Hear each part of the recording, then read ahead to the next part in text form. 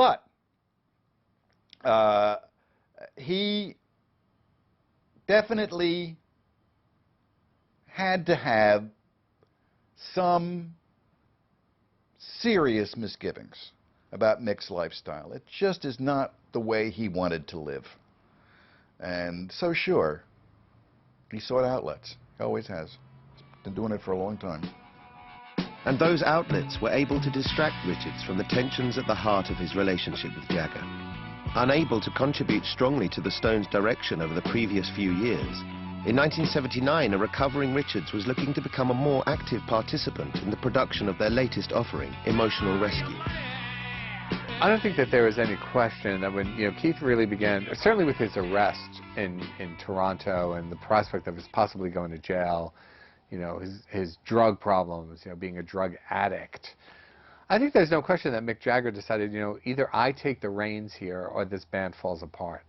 I think that's what a lot of what people forget in terms of, seeing Jagger, oh, he's a control freak or whatever. It was like, if this band was going to get from Monday to Tuesday to Wednesday to Thursday, somebody had to be behind the wheel. And, Jagger just decided, all right, I'll get behind the wheel. Around the time of Emotional Rescue, Keith is trying to, well, okay, I'm back, I'm relatively clean, let's get moving. It's like, well, where have you been for the last 6 years? But if you listen to it now, I mean, Emotional Rescue, you could find things that are kind of interesting about it. It's in many ways so forgettable. There's an element of, I mean, not even going through the motions. It just doesn't quite rise to the level of going through the motions. There's a kind of, just sense of a complete absence of ideas. It's like, the Rolling Stones, step up a little bit here.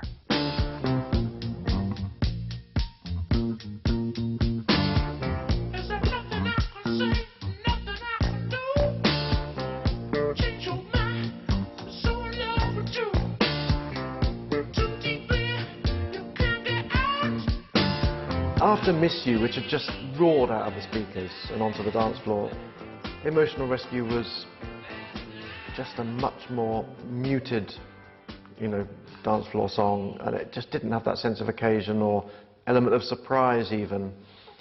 They were treading water, I think, already by this stage.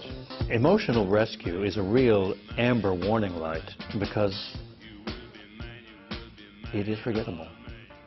Outside of the title song, which is a huge hit, it's not really worth talking about. Because everything that's done well is something they've already done well. It sounds like a mess, it was Some Girls Part 2, but weaker in almost every way. There's a track called Summer Romance, which was almost like a parody of Respect, or a bad version of Respectable. There was Where the Boys Go, which was like a poor man's Members, which really isn't saying too much. It was all over the place. It was a bit odds and sods. Right down, and even the cover was lukewarm. Everything about it was lukewarm. And after Some Girls, it was very disappointing. Interestingly enough, when they promoted that album, Jagger said something like, there's no future left in rock and roll. And, when you're listening to that record, you think, he's got that one right. I'm so up for her, I'm so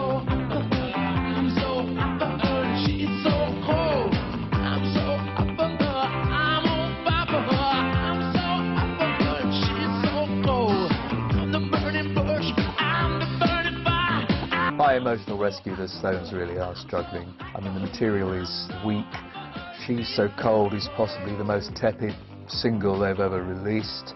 I mean, my recollection when the album came out, in fact, throughout this sort of period of the Stones, is that people fell into two camps, really. There were those who were willing the Stones to make another great album, and so were over-eager with every new release to claim some kind of return to form. And there were those who'd already written the Stones off and just used each new release as further evidence to their argument belief that the band were already a busted flush. Truth probably lies somewhere in the middle. After Some Girls, Emotional Rescue just sort of feels so just like half-assed and unconvincing.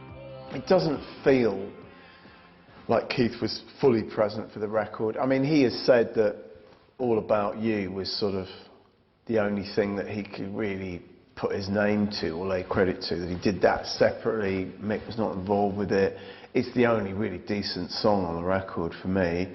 It's the beginning of those great Keith songs that often finish Stones albums. There's a sort of run of them, and I just think they're great.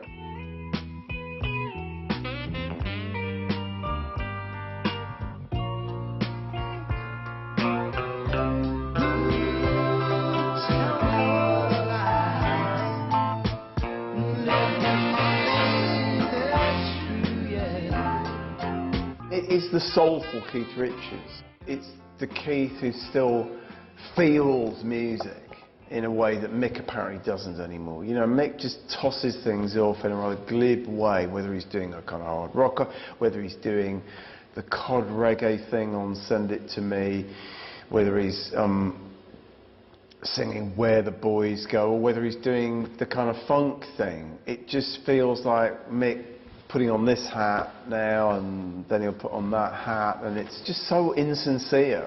Lester Bangs said that Black and Blue was the first Stones album that was officially meaningless, but I don't think it is meaningless compared to this. This is the first record where you just feel it is pure contractual obligation, with the exception of All About You. After the return to form of Some Girls and the revitalising of the band's energy through Ron Wood, by 1981 the Stones were in trouble. While holding sessions for another album, a number of band meetings took place across May and June in New York City regarding their future. Richards, on holiday with his new partner Patty Hansen, failed to show up at the majority of these, and midway through discussions, Charlie Watts declared that the band was finished. At the heart of the issue were the conflicting interests of Mick and Keith, and these would eventually engulf the entire band. The great feud between Jagger and Richards ought to be something that only they can tell you what went on. However, it was fought out in public in almost every interview from the time, so we can draw some pretty accurate conclusions about what was happening. I mean, it seems that Jagger has some difficulty dealing with a functional Keith again. Allegedly, Jagger at one point turns around and says to somebody, I wish he'd just go back to being a junkie again because he was much less trouble then. So that's the roots of it. It then gets exacerbated by a whole number of issues, both musical, personal and social as well, really. Musically, Keith has this view, which I have some sympathy for, that Jagger is by this point chasing trends, and he believes that the Stones always set trends, and if they're no longer setting trends, they should just at least continue in the trend that they set way back when, rather than, you know, chasing every kind of ephemeral fad of pop fashion. Socially, he's pretty much out of sympathy with the world that Jagger is now moving in. At this point, there are two worlds. There's the Stones world and there's Mick's world, and he feels very alienated from that kind of high society thing. Mick, to try to be fair to him and see it from his point of view, he's running the Rolling Stones as this multi-million-pound corporation with this vast number of employees and so on and so forth. And Keith's turning up to meetings and sort of sitting there flicking his ratchet knife and, as I say, the bottle of vodka in the other hand. So you've got this partnership that has endured so well and made the Rolling Stones what it is, and it's reached the point where one half of the partnership is sitting there with its sort of appointments diary in one hand and its calculator in the other, and the other one's got a bottle of vodka and a switchblade. Yet amidst this breakdown, the band managed to bounce back from the disappointment of Emotional Rescue. Back in September 1980, producer Chris Kimsey had delved into the archives to listen to rejected or half-completed songs from Goat's Head Soup onwards, and had showed his discoveries to the band. With a US tour planned for late 1981, the band, and Jagger in particular, had spent time adding elements to these tracks and formed an original album to promote their live shows.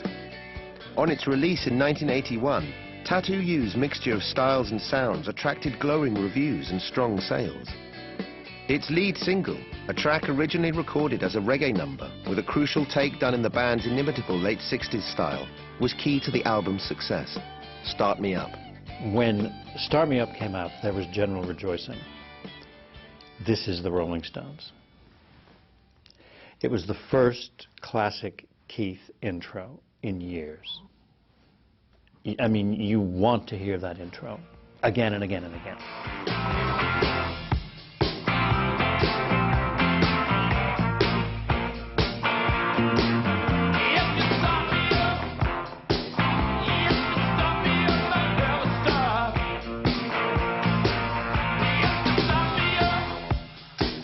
Start Me Up is top 5, top 10 in their entire output. And not as well as, of course, the theme song of what they have been for 30 years. It's such a great song. To me, that's the difference between Mick and Keith. Mick is actually the person with the conceptual grasp. You want to know how smart he is? He was smart enough to decide that they should do a classic Stones track and it should say this at this time, and that there was a reason it didn't work as a reggae track. I think we're very lucky they didn't, obviously very lucky they didn't do it as a reggae track. Yeah, because then it's just a song about sex or something. Now it's a song about their lives. And that's typical of what Mick is like at his best. Is he always at his best? No, of course not. Nobody's always at their best. But right there, that's why Mick is a great rock and roll artist. There's a lot of terrific things about, Tattoo You. I mean, I think that Chris Kimsey went and found all this stuff, but the Stones still worked on those tracks. I mean, Mick Jagger has said, look, yeah, there were things that we had worked on, but the reason they didn't get on records is a lot of them weren't finished. I had to write melodies, I had to write lyrics, how to do new vocals. Obviously, these things were not just things that were, pulled wholly formed from the vaults. Tattoo You had to be put together pretty quickly. The Stones had decided they were going to go on tour. Having things that they had worked on, like, sort of presented to them, precluded the process of them trying too hard. Again, which I always think is the thing that sinks them when they sink. It's not too fancy, and it's not trying too hard, and it's not just kind of looking around and figuring out, gee, what's happening this minute, and let's try to emulate it. It's as if, you were kind of skimming the top off the period. I mean, even as, the 70s, was not necessarily the Stones' high point. If you skim the 2 or 3 best tracks on all those records, you have a pretty good collection of stuff. And, in a certain way, that's what Tattoo You became.